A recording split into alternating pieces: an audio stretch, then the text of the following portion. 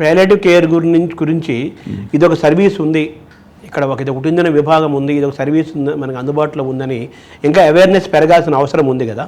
Definitely దానికి మీరేం చేస్తున్నారు? సో కమ్యూనిటీ అవేర్నెస్ ప్రోగ్రామ్స్ అనేవి తీసుకురావాలి అనుకుంటున్నాము. మేము మా తరపు నుంచిగా తెలంగాణ చాప్టర్ అనేది స్టార్ట్ చేశాము. Indian academy of palliative, Indian association of palliative care వాళ్ళది తెలంగాణ చాప్టర్ స్టార్ట్ చేశాం. సో దట్ ఏవైతే ట్రస్ట్ హాస్పిటల్స్, మాది ట్రస్ట్ హాస్పిటల్, ఇంకా కొన్ని ఎన్జిఓస్ వాళ్ళందరూ కలిసి ఎవరైతే జీవితంలో ఎక్కువ ఇబ్బంది పడుతూ వాళ్ళకి ట్రీట్మెంట్ రిసీవ్ చేసుకోలేని దశలో ఉన్నారో వాళ్ళు అవస్థ పడకుండా వాళ్ళ ఆఖరి రోజులు గడపకూడదు అనే ఒక నిర్ణయంతో ఇలాంటి వాళ్ళకి మా సర్వీసెస్ అందించాలి అని వెబ్సైట్ ప్లాన్ చేస్తున్నాము. ఇప్పుడిప్పుడే తెలంగాణ చాప్టర్ స్టార్ట్ చేశాము. వాటికి చాలా నెసెసిటీస్ ఉన్నాయి, నిధులు రిక్వైర్మెంట్ అవి ఉన్నాయి. మేము వాటి గురించి వర్క్ చేస్తున్నాము, ఎలా చేయాలి దీని గురించి అని. ఒక వెబ్సైట్ స్టార్ట్ చేయబోతున్నాము, హెల్ప్ లైన్ నెంబర్ స్టార్ట్ చేయబోతున్నాము, కమ్యూనిటీ అవేర్నెస్ ప్రోగ్రామ్స్ తీసుకురావాలనుకుంటున్నాము. అండ్ ప్రాబబ్లీ ఇంకా దీని గురించి ఇంకా బెటర్గా రావాలంటే త్రూ మూవీస్, కొన్ని మంచి పిక్చర్స్లో ఇట్లాంటి సిచ్యువేషన్లో ఉన్న వాళ్ళకి ఎలా కంఫర్ట్ అనేది ప్రయారిటీగా చేసి వాళ్ళకి మనము as like art of living అని అంటారు కదా, మీరు ఇందాక చెప్పినట్టుగా ఆర్ట్ ఆఫ్ లివింగ్ అనే కాకుండా ఆర్ట్ ఆఫ్ లివింగ్ అనేది కూడా చాలా ఇంపార్టెంట్ అని. అండ్ ఏదైనా ఒక స్టోరీ, ఒక మంచి స్టోరీ ఉంది అంటే క్లైమాక్స్ కూడా బాగుండాలి.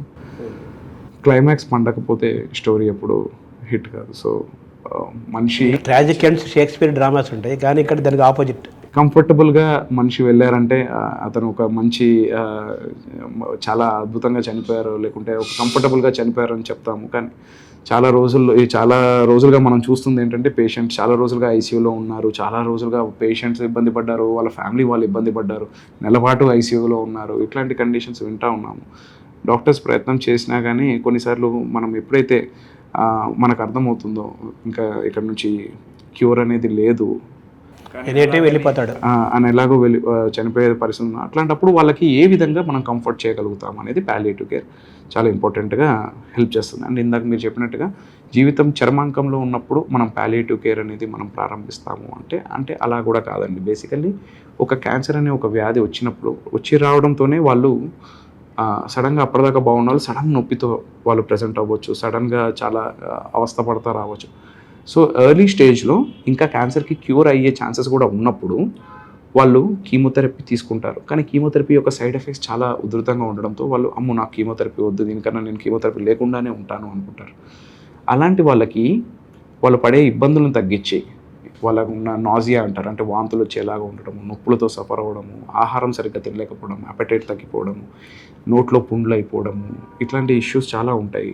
అండ్ కాళ్ళు చేతులు మొద్దు బారిపోవడము, జుట్టు రాలిపోవడం చాలా చిన్న ఇష్యూ, కాకపోతే కాళ్ళు చేతులు మొద్దు బారిపోవడం, తిండి తినలేకపోవడం, నిద్ర లేకపోవడం, వాంతులతో ఉండడము, సడన్ ఎక్కువ లూజ్ మోషన్, ఇట్లాంటి వాళ్ళలో ఈ పర్టికులర్ సిమ్టమ్స్ ఏవైతే ఫిజికల్ సిమ్టమ్స్ని కొంచెం కంట్రోల్ చేసి వాళ్ళకి ఒక భరోసా ఇచ్చి, లేదు మీరు పోరాడగలరు, మీరు ఇక్కడ నుంచి ఇంకా బయటకు రాగలరు అనే ధైర్యం ఇచ్చి పాలియేటివ్ కేర్ క్యూర్ ఉన్న పేషెంట్స్లో కూడా మనం పాలియేటివ్ కేర్ ఇవ్వడం వల్ల they will be benefiting. And definitely మీరు అన్నట్టుగా ఎవరైతే చర్మాంకంలో ఉంటారో, ఎవరికైతే మల్టిపుల్ లైన్స్ ట్రీట్మెంట్ జరిగి కూడా వాళ్ళకి రెస్పాన్స్ రావట్లేదు, అట్లాంటి వాళ్ళకి 100% పాలియేటివ్ కేర్ రిఫరల్ అనేది జరుగుతుంది. మన హాస్పిటల్లో ఖచ్చితంగా అలాంటి పేషెంట్స్ అందరూ మా డిపార్ట్మెంట్కి వస్తున్నారు. మేము వాళ్ళకి సాధ్యమైనంత సర్వీసెస్ చేసి, అండ్ వాళ్ళు నాట్ ఓన్లీ తెలంగాణ అండి, మాకు patients they come from Bihar, కొన్నిసార్లు ఛత్తీస్గఢ్, కర్ణాటక, ఈ స్టేట్స్ నుండి చాలా పేషెంట్స్ వస్తూ ఉంటారు మాకు. సో వీళ్ళకి కూడా అక్కడ ఉన్న నెట్వర్కింగ్ పాలియేటివ్ కేర్ యూనిట్స్ ఏవైతే ఉన్నాయో వాళ్ళతో ఒక ఎక్స్ట్రా లేయర్ ఆఫ్ సపోర్ట్ కోసం మా డిపార్ట్మెంట్లో డాక్టర్ అనేవాళ్ళు ఖచ్చితంగా ఇంపార్టెంటే, కానీ డాక్టర్ కన్నా ఇంపార్టెంట్గా మేము సోషల్ వర్కర్ని, నర్స్ని, సైకాలజిస్ట్ని వీళ్ళ సపోర్ట్తో ఈ కోఆర్డినేషన్ చేయడము, వాళ్ళకి ఎక్స్ట్రా లేయర్ ఆఫ్ కౌన్సిలింగ్ ఇవ్వటము, ఇలాంటివి చేసి we try to make it as a team work. So ఈ టీమ్ వర్క్ ద్వారా మనము పేషెంట్ అండ్ వాళ్ళ ఫ్యామిలీ ఇద్దరిని కంఫర్టబుల్గా ఉండేలాగా వాళ్ళ క్వాలిటీ ఆఫ్ లైఫ్ అంటాం. సో వాళ్ళు బతికే రోజులు ఎందున్న quality of living and quality of living, quality of living and quality of living. So దీన్ని మనము టార్గెట్ చేసి దానిలో ఇంప్రూవ్ అయ్యేలాగా చూడడానికి అన్ని విధాలుగా ప్రయత్నం చేస్తాం. అంటే మామూలుగా ఈ పాలియేటివ్ కేర్ అనేది కేవలం క్యాన్సర్కే కాకుండా అనేక రకాల వ్యాధులతోటి ఇబ్బంది పడే వాళ్ళకు కూడా ప్యాలియేటివ్ కేర్ సర్వీస్ అనేది అవైలబుల్గా ఉంది. అయితే మీ దగ్గరికి వచ్చేవాళ్ళు కేవలం క్యాన్సర్ వాళ్ళతో వచ్చిన వాళ్ళే మీ ప్యాలియేటివ్ కేర్ సర్వీస్ తీసుకుంటారా, మిగతా వాళ్ళు కూడా వస్తున్నారా మీ దగ్గరికి? సార్ అంటే మాది బసవతారకం నుండి అమెరికన్ క్యాన్సర్ హాస్పిటల్ అవడం వల్ల మా రిఫరల్స్ ఎక్కువగా క్యాన్సర్ హాస్పిటల్ నుండే వస్తున్నాయి. కానీ మా దగ్గర ప్యాలియేటివ్ కేర్ సర్వీసెస్ ఉన్నాయని తెలుసుకొని మేము కొందరు వచ్చారు మా దగ్గరికి, ఖచ్చితంగా వాళ్ళని కూడా మేము అడ్మిట్ చేసుకున్నాం. స్పెషల్లీ జిరియాట్రిక్ కేసెస్ అంటే 70 ఏళ్లకు మించి వయసు ఉన్న వాళ్ళలో వయోవృద్ధులు ఎవరైతే ఉన్నారో వాళ్ళకి క్యాన్సర్ ఒకటే కాకుండా స్ట్రోక్తో వాళ్ళు లైఫ్ స్పాన్ తగ్గిపోవడము, ఇట్లాంటి వాళ్ళలో కూడా వాళ్ళు ఉన్న కొద్ది టైము ఈ బ్రెయిన్ హెమరేజెస్ వస్తుండే neurological problems, that's brain stroke and heart ischaemic stroke in the heart, asthma patients.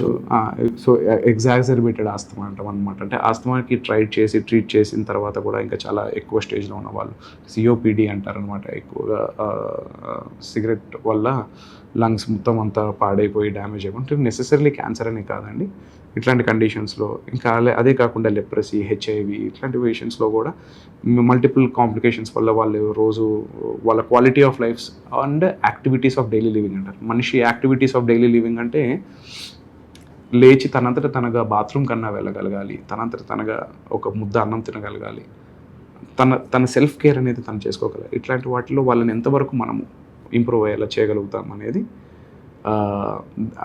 Particular ప్రక్రియలో palliative care plays a very important role. Cancer మాత్రమే కాకుండా ఇవి డిసీజెస్లో కూడా మనం హెల్ప్ చేయడం చూస్తాం. అంటే ప్యాలియేటివ్ కేర్ సెంటర్స్ ఇంకా పెరగాల్సిన అవసరం ఉందా? డెఫినెట్గా ఉంది సార్. ఇప్పుడు రీసెంట్గా ఒక న్యూస్ పేపర్ రిపోర్ట్, ఇండియాలో less than 96% of stage 4 cancers are receiving palliative care అని ఒక లీడింగ్ న్యూస్ పేపర్ వాళ్ళు చేసిన సర్వేలో తెలిసింది. మనము బసవతారకం క్యాన్సర్ హాస్పిటల్లో ఉన్న 650 బెడెడ్ హాస్పిటల్లో రోజుకి మేము 1000కి పైగా ఓపీడీ పేషెంట్స్ చూస్తున్నా కానీ కమ్యూనిటీలో ఉన్న నీడ్ మీట్ అవ్వాలంటే ఇంకా చాలా దీని గురించి ప్రచారం జరగాలి. ఇంకా అందుకనే దానికి భాగంగా మేము కమ్యూనిటీ అవేర్నెస్ ప్రోగ్రామ్స్ కూడా చేస్తున్నాం. ముఖ్యంగా ప్యాలియేటివ్ కేర్లో ట్రైన్ అయిన డాక్టర్స్ కావాలండి. సో అందులో భాగంగానే ఇండియాలో one of the first centres in India that మేము 3 years ట్రైనింగ్ ప్రోగ్రామ్ స్టార్ట్ చేస్తాం. అంటే మాకు ఇండియాలోనే బసవతారకంలో ఫస్ట్ అకాడమిక్ ట్రైనింగ్ సెంటర్ అండి, అంటే ట్రైనింగ్ సెంటర్. సో మేము డిఎన్బి కోర్స్ స్టార్ట్ చేసాం ప్యాలియేటివ్ మెడిసిన్లో. 3 years కోర్స్. డిఎన్బి అంటే abbreviation diplomat of national board. So MD అని ఏదైతే చెప్తారో ఎండికి ఈక్వలెంట్గా డిఎన్బి అని. ఎండి అంటే doctor of medicine. Yes, doctor of medicine. Post MBBS ఎవరైతే వాళ్ళ ఫీల్డ్ చూస్ చేసుకుంటారో డాక్టర్ ఆఫ్ మెడిసిన్. అలాంటిదే DNB diplomat of national board, ఇదేమో నేషనల్ బోర్డ్ ఆఫ్ ఎడ్యుకేషన్ వాళ్ళు. Equivalent status MD and DNB రెండు equivalent status. And Basavatarakam cancer హాస్పిటల్లో మేము DNB 3 year programme start చేశాము. పోస్ట్ ఎంబీబీఎస్ ఎవరైతే ప్యాలియేటివ్ మెడిసిన్ చూస్ చేసుకుందాం అనుకుంటున్నారో అలాంటి వాళ్ళు మా దగ్గర జాయిన్ అయ్యారు. సక్సెస్ఫుల్లీ ఇప్పటికి 3 batches ఆల్రెడీ ఇంటేక్ అయింది. ఒక బ్యాచ్ ఎగ్జామ్ వెళ్ళబోతుంది. సో రీసెంట్గా నేను చెప్పినట్టుగా పాస్ట్ 5 years సిగ్నిఫికెంట్ డెవలప్మెంట్ అయ్యింది తెలంగాణలో ప్యాలియేటివ్ కేర్ గురించి. సో ఈ డిఎన్బి స్టార్ట్ చేయడం కూడా ఒక వెరీ ఇంపార్టెంట్ థింగ్ దట్ మేము మా హాస్పిటల్లో మా అడ్మినిస్ట్రేషన్ సపోర్ట్ ద్వారా మా సీనియర్ డాక్టర్ సపోర్ట్ ద్వారా మేము చేయగలిగాము. సో ఇప్పుడు ఈ డాక్టర్స్ పాస్ అయ్యి వెళ్ళి మళ్ళీ కమ్యూనిటీలో వాళ్ళు కొత్త రోల్స్ తీసుకొని they should be able to reach out to people, ఎవరైతే అవసరాల్లో ఉన్నారో, ఎవరైతే ఇబ్బందులో ఉన్నారో వాళ్ళకి రీచ్ అవ్వాలి. అండ్ ఆల్సో మీరు అన్నట్టుగా సర్వీసెస్ రీచ్ అవ్వట్లేదు. ఎందుకు? కమ్యూనిటీలో మనకు తెలియదు, మన పక్కనున్న వాళ్ళలో వాళ్ళ లైఫ్లో ఏం జరుగుతుందో తెలియదు. ఎందుకు?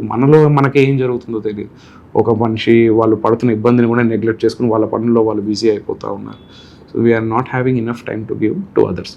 సో ఒక కమ్యూనిటీ అవేర్నెస్ రావాలి, మన పక్కనున్న వాళ్ళకి మనం సాయం చేయాలి, లేకుంటే వాళ్ళు పడుతున్న ఇబ్బందిని అర్థం చేసుకుని వాళ్ళకి ఏ విధంగా మనం హెల్ప్ చేయగలుగుతామని గైడ్ చేయాల్సే విధంగా చేయాలి. థ్యాంక్ఫుల్లీ లయన్స్ క్లబ్ వాళ్ళు last February 4th cancer awareness day ప్రోగ్రామ్కి మమ్మల్ని పిలిచారు. అండ్ దానిలో role of a volunteer, role of social responsibility of a volunteer, వాళ్ళు ఒక సమాజంలో వాళ్ళు ఒక క్యాన్సర్ పేషెంట్ వాళ్ళు ఏం చేయగలుగుతారు అనే టాపిక్ మీద మంచి టాక్ ఇచ్చాను. And it was very well appreciated. So ఆ విధంగా కమ్యూనిటీలో కూడా చైతన్యం తీసుకురావాలనుకుంటున్నాం. ఇంకా దీనిలో భాగంగా మేము వీ వాంట్ టు ఆర్గనైజ్ ఒక 3K రన్,